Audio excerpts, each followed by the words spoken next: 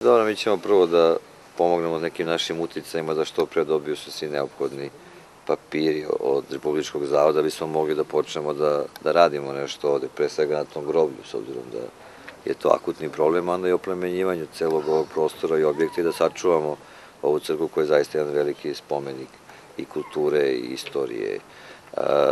Ove godine ćemo dobiti sredstva iz investicionog plana za neophodnih projekata, a sledeće godine je dogovor da svi ti radovi budu finansirani sredstava NIP-a za 2009. godinu.